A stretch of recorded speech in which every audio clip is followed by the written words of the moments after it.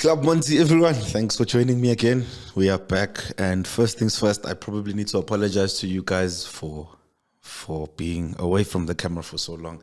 There have been some stuff I've needed to deal with, but we're back now. We're consistent now, and we are back to talk about South African football now again. First and foremost, before we go far, I think we need to congratulate. Let's have congratulations in place. Let's have the shout outs in place. Let's have the thank you fours in place. First of all, we were at, myself and some of the guys in Club Monty, we were at some place in Woodmead. Let me actually get the address. We were watching the MTN8 final there. It was hosted by Footy Fans. So shout out to Footy Fans, shout out to 22 Hours. Everyone that made this possible. Everyone that came. Desiree Ellis was there. Brian Baloy was there. We had CashnSports there. We had guys from Itiski Dine there. CashnSports doesn't want to give us tickets for his event that's coming up.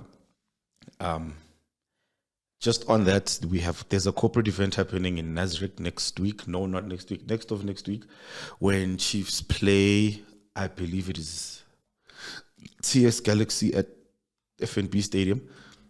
We've got a corporate event there that is being hosted by some of the guys. You can get your tickets. I'll put all the information in the bio. I think I'll definitely be there. Again, CashnSports doesn't want to give me tickets. He doesn't want to give anyone in the club tickets, so I have to buy them. Shout out to him. Anybody else we need to shout out? There were a lot of people, so we actually have got a list. Bafana Bafana, we cannot go far. This past Friday, Bafana Bafana played in Gqeberha. They beat Congo 5-0.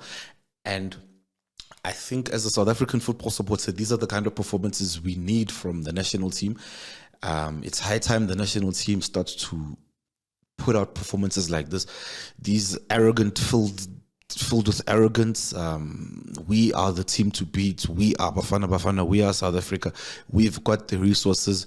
What can you guys do about it? So, really statement performance. I think statement performance also from some of these players. Tebogo Mokoena was outstanding. That second goal from Mokoena was absolutely devastating. Mokoena's second goal. And I think the team finally now, they're beginning to grow into themselves, to find their potential. I think Hugo Bruce now and Helman Kalele are beginning to. It doesn't even matter the personnel. So the players that are available, that doesn't matter. But the system, they're beginning to have a system. They're beginning to play with arrogance of Bafana Bafana, and this is what we need to bring excitement back to the national team. So the road is still long. It's not set in stone. It was a good result, and in the qualifiers, we still have work to do. We have not yet qualified, but it's definitely a step in the right direction. So definitely Bafana Bafana, kudos to them. The next people I want to congratulate are the Kaizer Chiefs supporters. I want to congratulate Kaizer Chiefs supporters for taking time out of their day to watch Pirates, to travel to Moses Mabhida Stadium and watch Pirates win the MTN8.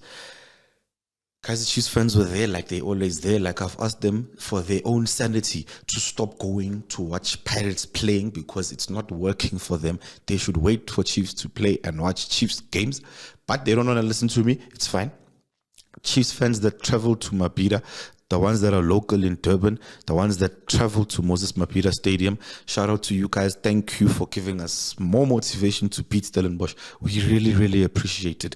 In fact, I think Kaizer Chiefs should sign Mojela. Lehlohonolo Mojela should be signed by Kaizer Chiefs because I've never seen Kaizer Chiefs fans celebrate Kaizer Chiefs goals the way they celebrated Mojela's goal. So maybe you guys should sign that guy, because when he scored, you guys really believe that today is your day. You're going to watch Pirates lose a final, but you didn't watch Pirates lose a final. You watched Pirates win another final, like you watched us win the Nedbank Cup final, and before that you watched us win the MTN8 final, and then the Nedbank Cup final, and then the MTN8 final, and then the Nedbank. So it's just stop going to the stadium when Chiefs are not playing.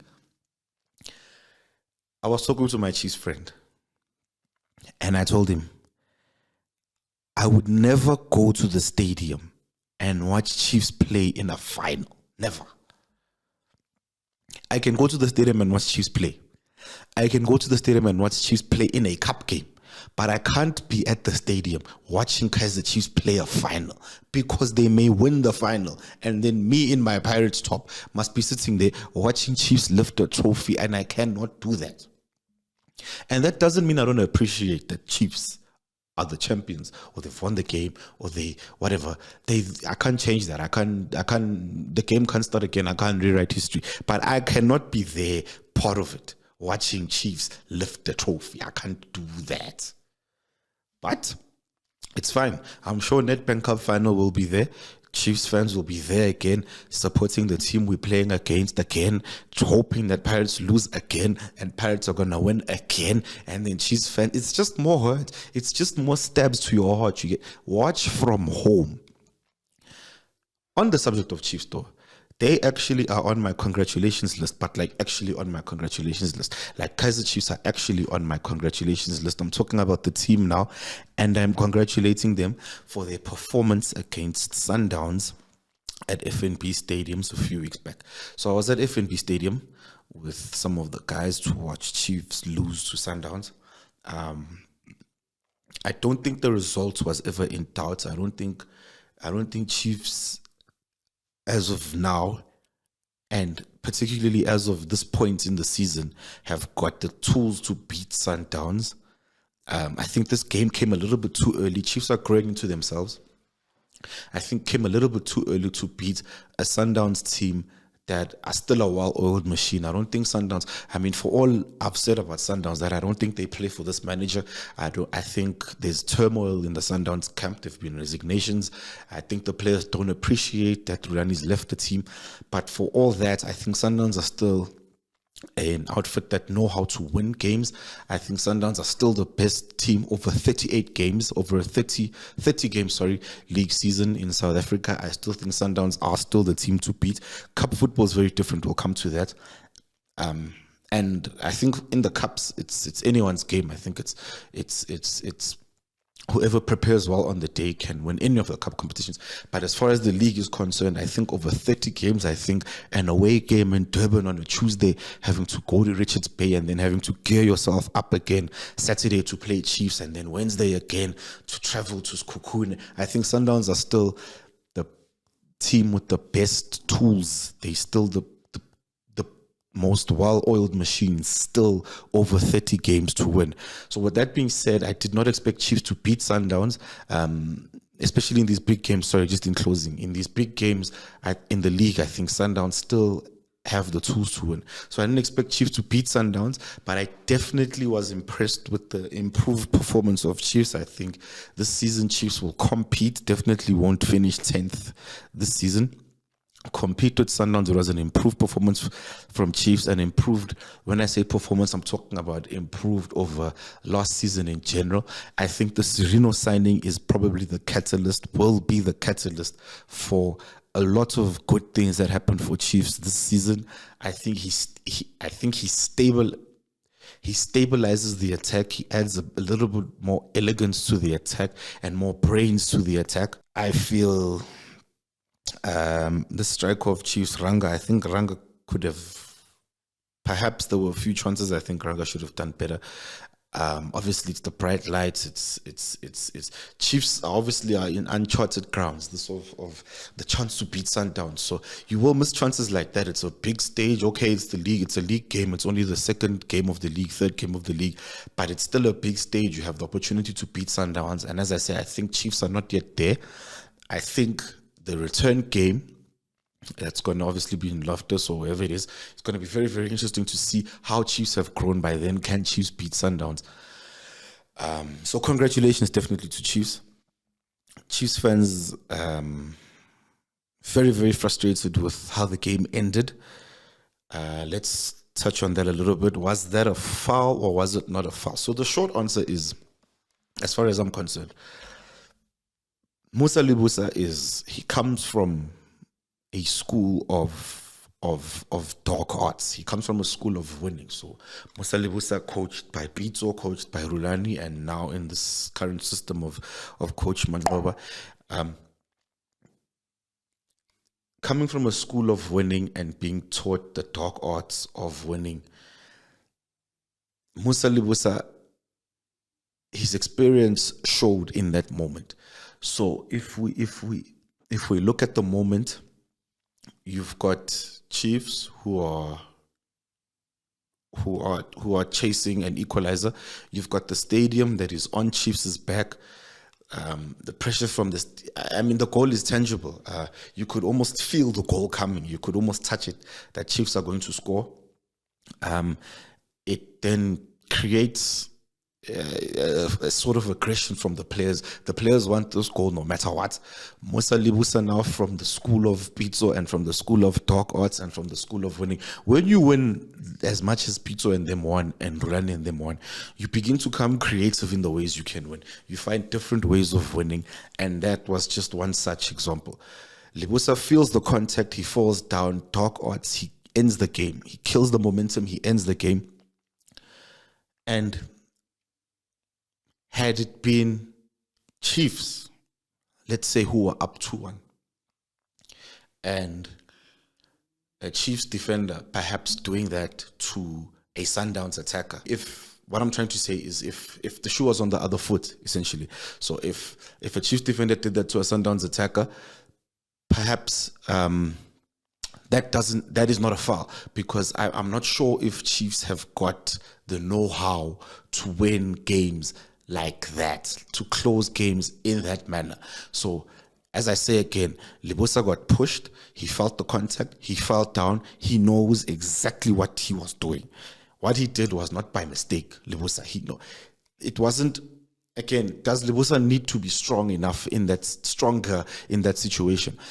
It was just minimal contact. Does he need to fall? He doesn't need to fall. He absolutely does not need to fall. Will he fall? Yes, he will fall, because he knows exactly what falling does in that situation. Falling will warrant a foul, kills the momentum, kills the game. Sundowns come from a school of winning, and that was just another example of how Sundowns are still the team to beat. You won't see that from many other teams in the PSL.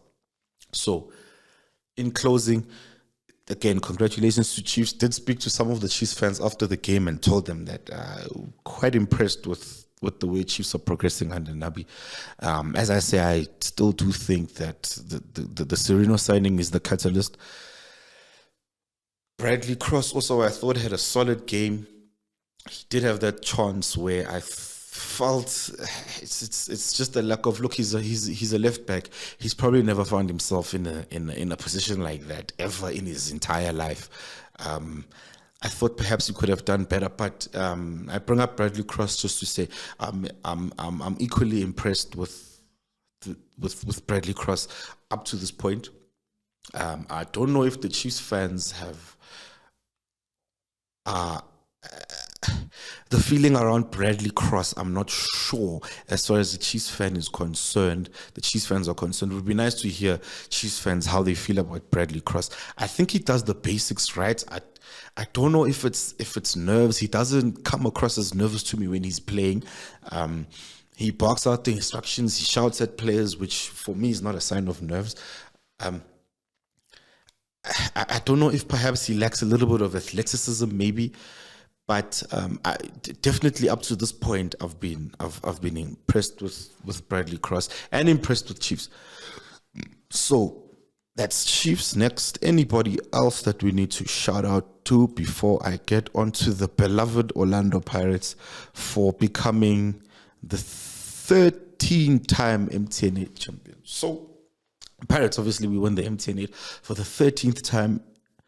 We are now 3 times in a row. First team to go back to back. First team to go back to back to back. And I think in this game against Stellenbosch, obviously we'll get on to the controversy, which was the 3rd goal for Pirates. But I think in this game, what we really saw from Pirates was the tactical maturity, tactical creativity from Rivero and the team. And everything I think about this game is a compliment to one player we have, Deon Hotto. Deon Hotto's versatility, I think, played a huge part in this game. So let's look at Deon Hotto, the player. Deon Hotto perhaps is maybe the best, one of the best, if not the best athlete in the Betway Premier League. Deon Hotto has probably one of the best, if not the best, work rate in the Betway Premier League. His athleticism, Deon Hotto's got an engine, probably, if not the best, one of the best in the Betway Premier League. Deon Hotto can run all day. He'll mark all day. He'll have the correct attitude all day. And these are all the things, all these traits of Deon Hotto, these positive traits, that the player profile of Hotto, is what makes him such a great left back, which is the position Deon Hotto has now embraced as a Pirates player. So Deon Hotto, since joining Pirates, I think his first maybe few games, maybe the first season at Pirates, he was playing further forward, but now Deon Hotto's a left back, and I think Deon Hotto moving from left wing to left back is perhaps the best decision Deon Hotto has made in his career, for his player profile, for his athleticism, for his hard work, for his engine, and for his lack of one thing Deon Hotto doesn't have, which I think he could have improved on his game if he was to stay an attacking player, is he doesn't have the kind of composure, the kind of elegance, the kind of offensive know-how in the final third Deon Hotto doesn't have to be able to correctly penetrate opposition. So with Deon Hotto, it's always a case of the final product. It's always a case of when he needs to make the final pass is bad. When he needs to, just his brain is not developed to be somebody in the final third. He doesn't have that kind of elegance, Deon Hotto. Now, he doesn't have this kind of elegance. And if we can all agree on this, definitely Coach Rivero and Mandla have seen this. It's not a thing that they don't know. They've taken Deon Hotto from left back and they've put him left wing. With all of this that we've said, so we know that Deon Hotto, we don't need or appreciate Deon Hotto in the offense, the final third, penetrating teams offensively. We know that Deon Hotto, perhaps he can fix his game there. That's not where he makes his bread and butter, especially since he's moved as a left back. The coaches go and they put him there in the MTN8 final. They put Deon Hotto left wing, left attacking mid, whatever you want to call it. And they introduce left back Innocent Mojela, who, for a cup final against a very, let's say, mobile Stellenbosch, a dynamic Stellenbosch, a Stellenbosch where Innocent Mojela himself is going to be up against a very problematic Devon Titus. Rivero puts him there, puts Deon Hotto left attacking mid. This was definitely a chess move to say to Steve Barker and Stellenbosch, what are you guys now going to do about this? Now, remember, the teams come out for us as fans about an hour before the game, and from what I know, for the teams, so Chiefs and Pirates and Stellenbosch will have gotten these teams something like 2 hours before the game. So they get it 2 hours before the game, we get it an hour before the game. This is a chess move on Steve Barker to say, the talk of the MTN8 final leading up has been this battle between Hotto and Devon Titus. But you know what, Steve Barker? Titus won't be against Hotto. We're going to give him Innocent Mojela. And I think the idea was to try and get a reaction out of Steve Barker and Stellenbosch to perhaps change something. Now, to Stellenbosch's credit, I don't think they fell for this trap. I don't think they changed anything. I think Titus, as is his strong point, I think, played sort of as an inverted winger, not as a traditional winger that wants to take someone on. I think he was never going to do that against Hotto anyway. I think the idea was that he plays sort of inverted and between the lines. Stellenbosch did do that, and there was a moment even where the contentious penalty, was it a penalty, was it not, Mojela versus Titus? But I think for the most part, Maela did a good job against Titus. Titus did get pulled off in the second half. But from a Pirates perspective, I don't want to focus too much on Stellenbosch. From a Pirates perspective, what this does is Hotto at left wing. Tactically, what this does is it opens up an extra substitution for Pirates, an extra offensive substitution. Because when Innocent Maela, who's not match fit, is tired, which he did get tired in the 60th minute, Deon Hotto drops back into left back, and then we have an extra offensive substitution. I think a big part of this game, as far as planning was concerned, from a Pirates perspective, is Stellenbosch don't have the legs or the bench to compete with us. They don't have the offensive firepower. Stellenbosch have got perhaps the second or third best starting 11 in the PSL. After that, on the bench, I don't think they've got depth.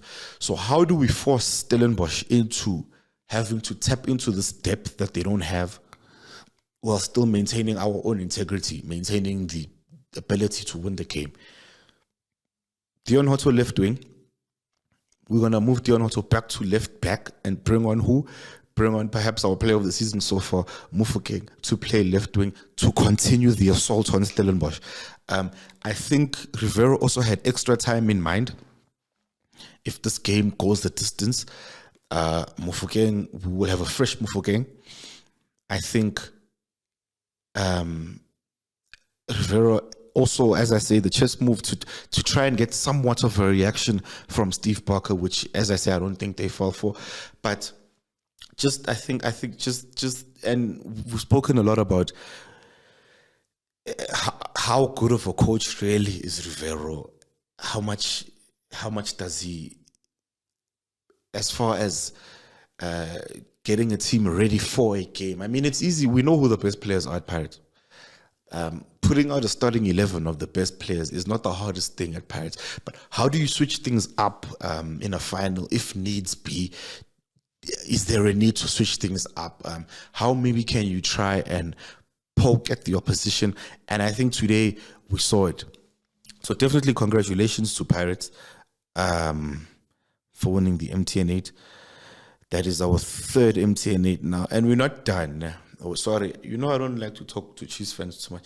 The Chiefs fans are angry with me in the comments and everywhere because they're saying that I don't have respect for Chiefs. And I've got so much respect for Chiefs.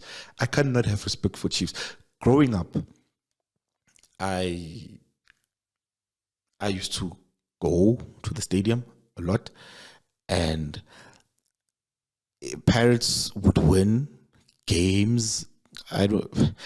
Trophies Pirates would win. We were the double treble. We won the double treble in my childhood. Growing up, watch Pirates win the double treble.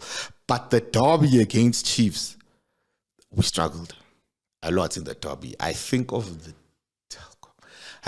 game, first of all, the one of Knowledge Muswana. We all know the game I'm talking about. Knowledge Muswana 3-1 against Pirates at FNB. I think of the not the Nedbank Cup, the Telkom knockout final was 3-0. I think same season, 3-0. Chiefs had really good players. My favorite Chiefs player of all time, Lehlohonolo Yeye, perhaps the most underrated player in the history of the PSL. I think Lehlohonolo, what a player. I don't hate Chiefs. Pirates being good now, better than Chiefs, has come at a time where in my lifetime as a football fan, it's the perfect time for Pirates to be better than Chiefs, because I'm in my prime as a football watcher. I'm in my 20s. I go to the stadium a lot, and you see, I wouldn't like to be 60 years old or 50 or 40. I'm fine when it's now. You see, I can make fun of my Chiefs supporter friends. It's beautiful that it's happening now.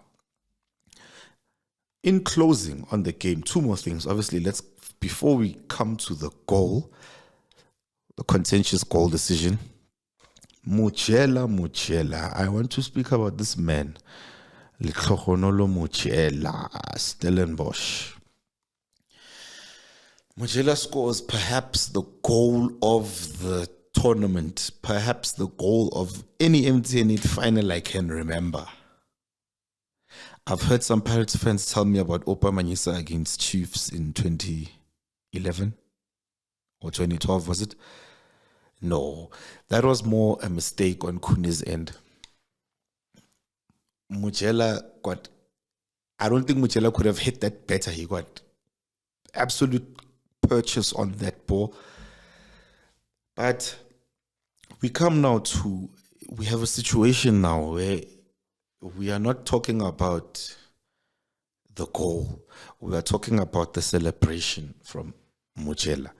Now, one of the first things I did after the game, thinking about the way Mojela celebrated his goal, is I wanted to check Mojela's age, how old Mojela is because a lot of the time, people celebrate this way, and we say stuff like, but he's young, but Mojela, he's a young player, he's still finding his feet, he's still this, he's still this. I then found out that Mojela's 28 years old. Now, 28 years old, Mojela. Now, you're not necessarily old if you are 28, but as far as football is concerned, you are if you are to reach your prime, you are within your prime as a 28-year-old. You've definitely got mileage in your legs as a 28-year-old. You've definitely been around as a 28-year-old. So it's a bit of a concern when I see Mojela celebrate in that manner. Let's look at it like this. Let's peel the onion back a bit. Let's say he was very excited, Mojela. Very, very, very, very excited that he scored the opening goal of the MTN8 final. Lots of people have been excited to score goals. This was, I don't want to say personal because I don't want to blow the situation up, but he should not celebrate that way. It doesn't bode well. It doesn't bode well for anything, even for him personally. We should cast our minds back to 2011, to Ryan Chapman. There was a striker that was playing for Wits called Ryan Chapman. Decent, more than decent striker. I wouldn't call him decent, I'd call him more than decent striker, Ryan Chapman. And those are the days Wits were quite a headache. Obviously, Wits still existed then, and Wits were quite the team. Pirates were playing Wits in a league game, and Pirates were off it that day, and Wits were on it that day. Pirates lost the game 3-1, if I recall well, and Ryan Chapman scored a brace. Now, in one of Chapman's goals that he scored, he ran off and he did this gesture of breaking the bones to the fans. And okay, cool, you win the game, a league game, and mind you, Pirates go on to win the league that season. So in the greater scheme of this particular game, Pirates won the league. You are doing this, Pirates won the league. About a month later, Pirates meet Wits in the Telkom knockout final. It was our 75th anniversary. Pirates were wearing the white kit that day. That 75th anniversary kit in the final.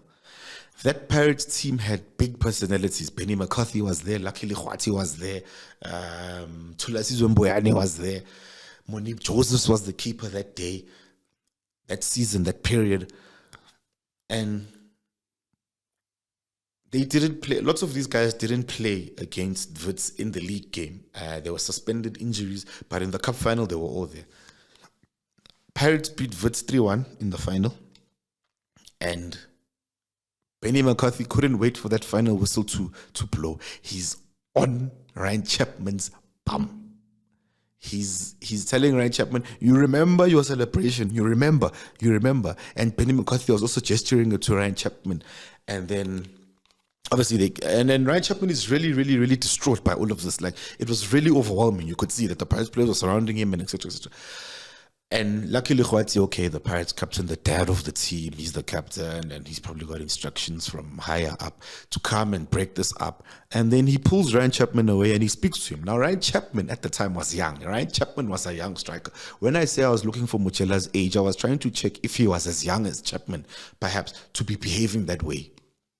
He's not. Chapman was young. Mojela's old. But luckily, Khwati tells him, listen, you're a young guy. You've got a long career ahead of you now. One day, you're going to need Pirates to sign you. It's as deep as you are going to need Pirates one day to sign you. You are playing for a contract at Pirates or at Chiefs or at Sundowns. Okay, leave them, Chiefs and Sundowns, alone. If Pirates is the only team that could have signed you 5 or 6 years down the line, and now we have to think back to what you did, it's not just you're young. We understand your excitement. Just relax. Don't celebrate like that. I come back to Mojela now. So the circumstances with Mojela were so different. First of all, Mojela's doing it in the 11th minute. This was the 11th minute of the game that Mojela celebrates in this way. By the 11th minute, you are not even sure if you guys are going to win the game. You see, at least Chapman knew. The game is aging now. That was the third goal to make it 3-0, not even 2-1, 1-1. No, that was the third goal to make it 3-1. The game has taken its course. I think we had played an hour. Chapman scores goal number 3. He's sure Wits are going to win. Mojela, you're not even sure that Stellenbosch are going to win this game. You do this minute 11 against the juggernaut that is Pirates in the cup final. Coming now again to just 2020 vision and your forethought. You do this at 28. Are you telling us you're never going to want to play for Pirates? By celebrating that way, you are saying, I don't want to play for Pirates ever. I'm okay at Stellenbosch forever. The boy is talented, and obviously I wish him the best. He's very talented. He's not talented. He's extremely talented, Mojela, to have the composure to do that in a cup final. I won't speak about Mojela for any much longer. That is it. Just in closing, another thing I wanted to talk about was the CAF draw. So the CAF draw comes out and Pirates are drawn against this Belouizdad team that is in Algeria. We are drawn against Al Ali. And we are drawn. So it's Pirates. Orlando Pirates, Al Ali, and just a second. But I wanted us Buccaneers to speak about Pirates and how they prioritize how we move forward this season. Because Pirates have got 2, and this team from Ivory Coast, Abidjan. So we've got Belouizdad in Algeria, we've got Al Ali in Egypt, and we've got Abidjan in Ivory Coast. These 2 North African trips, Belouizdad to Algeria and Al Ali, Cairo, are very, very, very obviously taxing trips to Africa. These are 15+ hour flights to North Africa. And I believe that the one to Ivory Coast is about 8-9 hours with a small stopover. And the question is, Pirates, I wonder how we prioritize these games, because assuming we beat Makesi in the Telkom knockout, the Carling Cup round of 16, that means the quarterfinals of this competition are going to happen around the time CAF begins. So we're going to have CAF games, we're going to have league games, we're going to have the Telkom knockout quarterfinal. It's going to get really, really, really compact. I did want to say that Pirates players are going to get a lot of game time. There's going to be a lot of rotation in the team, which brings me on to Timm and his interview. I think I appreciated Timm and his conduct, the way he conducted himself in that interview, and all the things he was saying. Very, very, very refreshing if you're a fan. He was speaking basically about how losing his place to Talent Mbata is not a bad thing. He's going to come to work every day, work hard. And if it's for the betterment of the team, which up to this point it has been, Talent Mbata has been doing well, the team's been winning, then his job is just to keep on working hard and fight for his place. I think we really need these kind of characters in the team. I'll go on to say that Miguel Timm, looking at the schedule of Pirates and the commute, it's a commute nightmare. Of the 34 players, then we signed this guy, Gilberto. I think we're a 34-man team now, Pirates. I think there's going to be a lot of rotation. I'd be very interested to hear what you guys think about how Pirates manage what's going to be a very busy schedule, flying around Africa, South Africa also. How we manage this, how players play, how we prioritize all of this. So get your thoughts in the comments. I'd really like to hear from you guys. It's been Club Monty, and thank you.